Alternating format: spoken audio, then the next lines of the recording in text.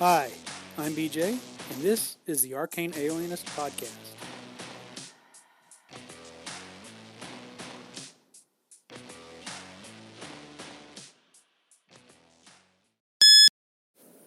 Hey BJ, just got done listening to your Brother's Lament Part 1 episode for the Black Hack. Just want to let you know I've been enjoying your Black Hack stuff. I also enjoyed at least some of your Morkborg solo play. Not because I didn't like other ones, but I just haven't finished it. But just enjoying the content, especially this one, how you're walking through the Oracle and then putting it to narrative. Fascinating stuff, inspiring for solo play for me. Thanks for that. Thanks for running the Morkborg game and being able to play in that. That was fun. And take care. Talk to you later. Thank you for the call, Merc, everybody. That was Merc the Meek of the Merc the Meek podcast. I'll put a link in the episode description. I'm glad you're enjoying it. And of course, this episode will mostly be a little more of that. Merc referenced running Mortborg. I was able to run a Mortborg game with him and Carl Rodriguez of the Geomologist Presents. Also, Riley of the Diegetic Advancement. I'll put links to their shows as well. That won't be a live play. That was just kind of us getting together with a couple other friends and enjoying ourselves. So we will hopefully we'll schedule a follow up to finish the adventure we started. We kind of they kind of finished round one and wanted to go back for round two. So I'll give a full description once I know we've kind of completed that game and tell everybody how it went. Anyway, today we've got more solo play. Again, these are some segments I've already recorded on first the playthrough or the description of the playthrough, solo playing with Black Sword Hack, and then a little more of the narrative version of those same events. So here we go, and I hope you enjoy it. Okay, so let's get into some more of the reviewing my solo play. Where we left off last time, I had just had an opening scene where I woke up on the beach with someone trying to pick my pocket and kind of negotiated with the pickpocket to take a couple of coins and move on. So now I'm going back to one step closer to dealing with the death of my brother's character. So my thought here is that I'm working for this merchant house in this land of the merchants. It's called House Fulluando, and when Dolen gets there, he's greeted by servants. He's a servant of the house. They're treating him really well. His brother has died. His brother is also was one of the house guards. So let's say that they're going to treat him well, and he's greeted by sort of the major domo or the manager of the household, and it says, for the next couple days while we're seeing to your brother's final arrangements, maybe not as a first class guest, but we're going to treat him kind of like a guest. He's going to be able to just go to his room, take meals, do what he needs to do to grieve and to take care of his affairs before he can return to his formal duties. I think he'd be content to have his brother buried without any kind of ceremony. Only wants to see his, view the body and say his farewell. So remember from last time we had talked about his brother died. It's been attributed to an illness, but there's something more sinister to that. But as far as Dolen, this character right now, he doesn't know that. The physicians tell him that there's no risk of infection. That now that his brother's dead, he can go visit the body, sit for as long as he liked. And so Dolen will just go and sit and imagine his brother sort of laying, in a room, awaiting burial, and just able to sit with the body and drift back. And I think there's history for these characters that I want to establish, and how this might be a good place for like a flashback scene, since we are role playing, but we're also doing this in more of a storytelling mode. So I think, Dolan's childhood memories recall he was a thrall. They were taken when he was first born by a rival clan, and then given into thraldom. So Dolan's childhood memories was a thrall to this druid. I randomly named the druid. Looked for some more Gaelic or Celtic sounding names. Conahan. He was a baby when the clan fell. In fact, he was just born the day the raiders came. His older brother Latham has some memories of their parents, but little more than their names and what they look like. Mother was taken with him as well. Father probably fell in battle. But the mother was taken with them, but only lived long enough, to basically not long after Dolan was sort of weaned and a little toddler. She died as well, so he has no memories of her. His older brother has some memories from early childhood. So Latham, his brother, was always stout, took easily to farm work. Dolan was weak and clumsy, so not so much. And so I would just say that the master they were given to was really happy when the leader of this clan, I'm going to call it the thane of this clan. We're kind of building a little bit of sort of Pictish Celtic with some Viking here.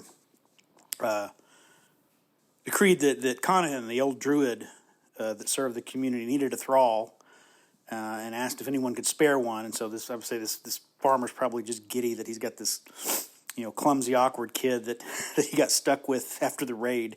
Oh yeah, he can have him. He can have this little guy. He's no good at farm work. So we'll say that the master was compensated 3 pigs and a goose. That was what Dolan was worth. 3 pigs and a goose as a compensation for giving him to the druid.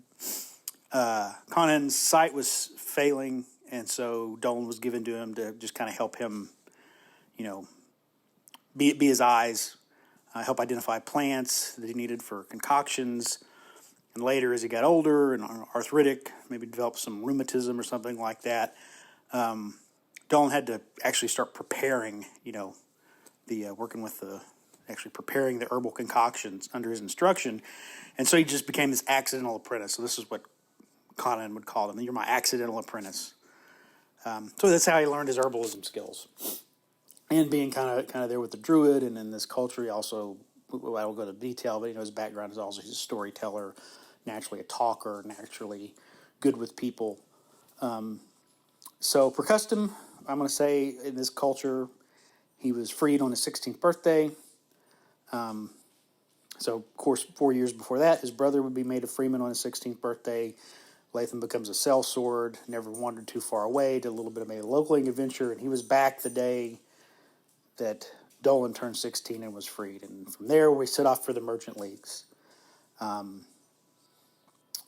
think I've established as I was sort of getting into the narrative of this, and it's maybe later on in the actual role play when I have another flashback, that their father is a foreign mercenary.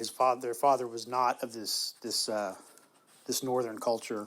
He was maybe from somewhere in the merchant league's territory, and so they kind of like let's go figure out, let's go see the place our father came from, and find out what that's all about. So he's got a 16-year-old kid and his 20-year-old brother, and they set off on adventure into the merchant leagues. And that's it for the flashback. So I get some oracle here. What's going on? What is a theme or subject? This is, again, this D66 table of what Latham's death is. And I get stagnation and the term vagrant. So as I'm brainstorming this, let's say the illness comes from stagnant water commonly used by vagrants. Okay, what does that mean? The water source must be in a poor section of town, maybe an infected well or aqueduct. But this is there's an actual, I think, story from London, a historical account of London where there was like an illness going around, and it was tracked to an aqueduct, and it was one of the early, if I remember historically, uses of statistics as a way to sort of analyze data and find a source, if I'm remembering correct. I could be misremembering that.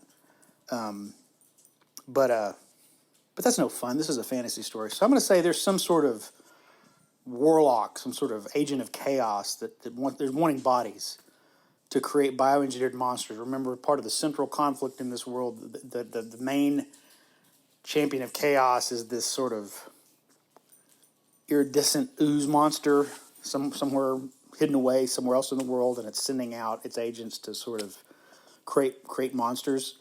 So this Chaos Warlock wants these dead bodies to create these monsters. So he's poisoned the aqueduct. And we'll say Latham somehow was exposed to it, and he took longer to die because he's got access to. He works for a house. They've sent the house physician to treat him. They don't make him go back to work till he's feeling better. But maybe the vagrants and the poor people down here in this that would normally be exposed to that water, they don't have access to medicine. They don't have access to any kind of anything like that, and so they die very quickly. So there's sort of the plot that's going on in the background. Some sort of Chaos Warlock has been poisoning the water to get bodies so he can snatch them up and create monsters. So we'll say this property that the guards have been sent to sort of babysit and clear out and prepare for renovation is adjacent to a slum where all this is going on. So why would Latham have ventured into the slums? I mean, he's there, but why would he actually go in there if he's supposed to be guarding this building? So I roll another D66 for a theme. Treachery, family. Huh, okay. Well, we have no family. I've already established that, so it must be something related to the house we work for, Fulluando, some family treachery or something going on in the family. So what the task is assigned to... I'm going to figure out that somehow I've got to get Dolen assigned to investigate why Latham passed away. To further pull this in. So another investigation, let's say another, someone else has fallen ill. And I rolled 1d3 plus 3, so the connection will be made by the house physician in, let's say, 1d3 plus 1 days. They got a 2. So there's about 2 days where Dolen is allowed to rest, grieve, see to his brother's affairs, just kind of take it easy. And I wanted to use my class ability to conduct some healing bombs, create some healing bombs and some contact poison from the gardens in the house. So here we've established the house has a very, probably gardens with lots of plants, perhaps used by, of course, the kitchen for vegetables and fruits and seasonings and stuff like that. Maybe also by the house physician for medicine. And then also Dolen, he's not officially in that capacity, but because he is an herbalist, he's also allowed to use it to make some of the kind of equipment he would carry around with him. Well, not really equipment, but basically, he can make healing bombs, poisons, hallucinogens, things like that. All right, so the Oracle, does anything that... Does my brother Latham, has he left anything to me? And the Oracle came up, hell no. So nothing but... I decided to fudge that a little bit. One of the random... when I was rolling for equipment, I got a chakram. If you don't know what that is, that's the little round bladed ring that, if you ever watched Xena Warrior Princess, that she would throw. Though that's a real thing. They didn't just make that up for the show. That's a real weapon, and I rolled that up as a weapon that Dolen had. So I'm going to say Latham had one, and because they had 2 that belonged to their father, and each one of them carried one. So I do get a chakran. And the question, I'm sorry, that came up, hell no, did he have any armor or weapons that were left to me? Because I'm pretty poorly armed. Did he have any coins that were left to me? And that I got a hell yes. So I decided to roll 1d3 plus 1 times 10. And I got, but somehow I've jotted down here 50 coins when I guess that should have been... I couldn't have got 50 coins because the most I could have got out of that was 40. Oh well, we'll call it 50. he'd saved up 50 silver argents. So that is what happens for a couple days. It's more some downtime there. So that doesn't sound real interesting, but let's put that into a narrative format and see what comes out the other end, all right?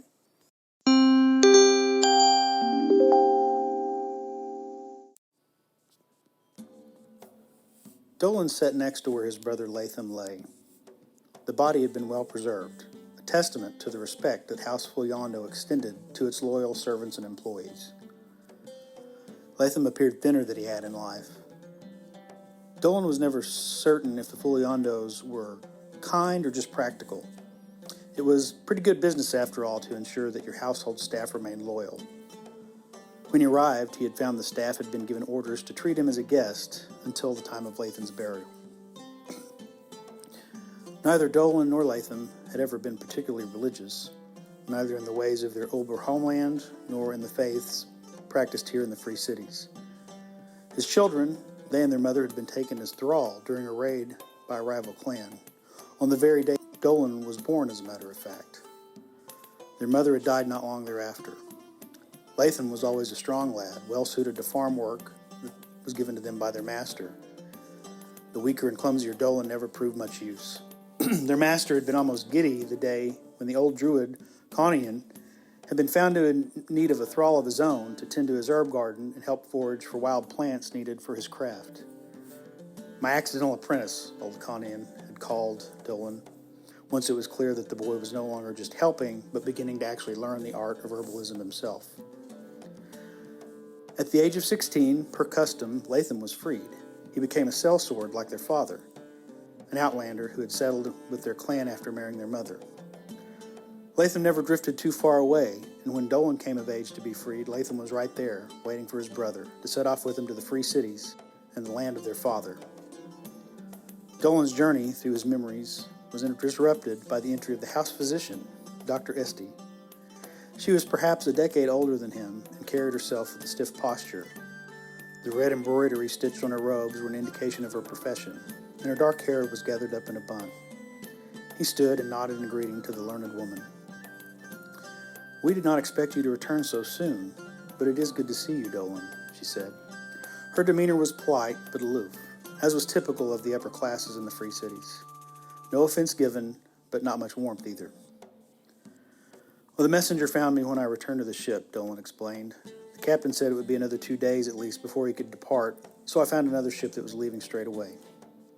"Commerce first," remarked the physician in an apologetic tone. "It's the way of the things in the Free Cities." "I didn't take any issue with it," Dolen replied. "The world doesn't stop for one man to mourn his brother." "You're likely wondering the cause of death," Dr. Este said. "I wish I could say for certain. He developed a fever and then slowly lost his strength until he succumbed. I've never encountered this illness before. There were no other symptoms to suggest any known diseases. The gauntness you see is very little to do with composition of his body. It's mostly the effects of the disease." "Oh, forgive me. I'm being too clinical." "That's fine," Dolen said. She continued, "I can tell you, it does not appear to be contagious." "This is the first time I'd really traveled that far without him," Dolen said. "Always before he would have been among the guards sent with me. Sometimes the only one." "How did your mission turn out?" the physician asked. Dolen had been sent to Dimer, the city of sages, bearing a sealed message and a donation from Dama Amaya, the head of House Fulluando. Dimer was ancient and remained cut off from the affairs of the world. Its sole purpose was to protect and preserve all knowledge from the rise and fall of kingdoms and empires. No one was permitted to enter the inner city, where it was said the monks maintained a vast library containing the sum of all knowledge and secure vaults housing a variety of artifacts and relics. However, for a donation, the monks would seek out and find answers for a petitioner. "Poorly," Dolen said. "They would not receive the petition or even accept the donation as a courtesy." "How odd," said Dr. Este. "They wouldn't even give me an explanation," Dolen continued. "We were allowed to stay one night to rest and resupply, then asked to leave. The outer city was almost devoid of travelers, nothing like I'd been told to expect." "Have you made your report?" the physician asked. "No," Dolen said. "I've not been to see the Dama. When I got here this morning, I was ushered up here and told not to worry about any duties until after the burial." "Are you unwell?" she asked. "You look haggard." "I'm just tired," Dolen said.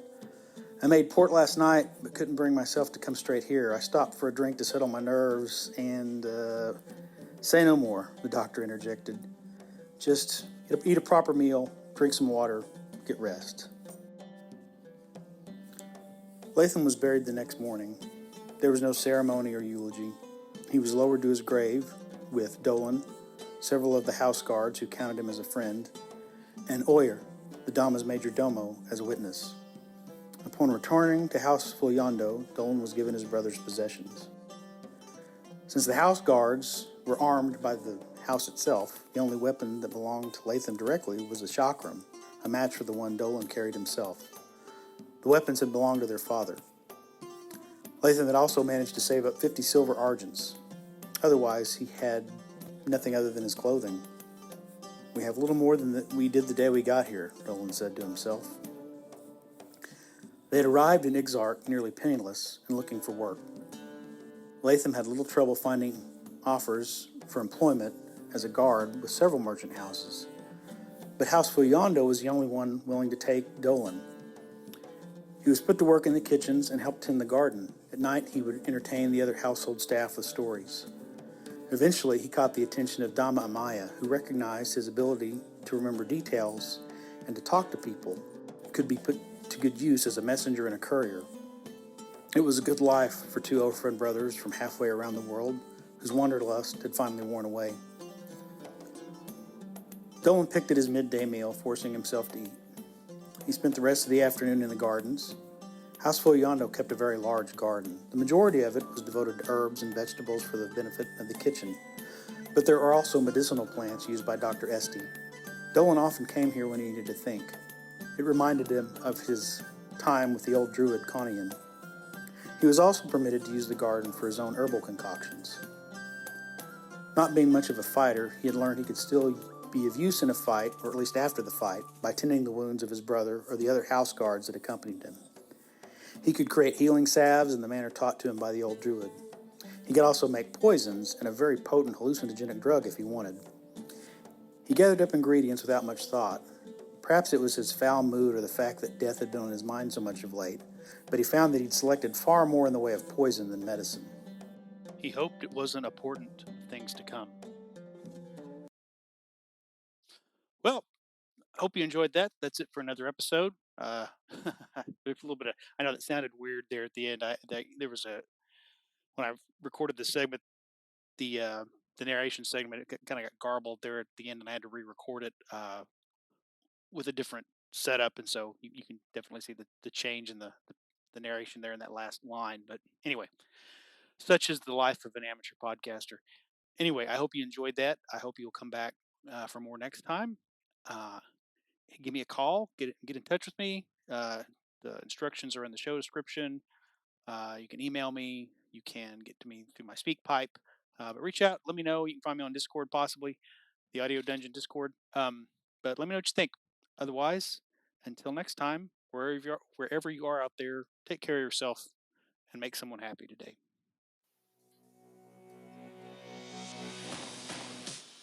Thanks for listening to the Arcane Alienist podcast. The music you're hearing is Come and Get It by Scott Holmes Music.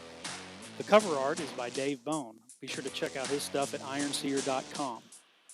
You can leave me a message. I have my SpeakPipe account linked to the show description.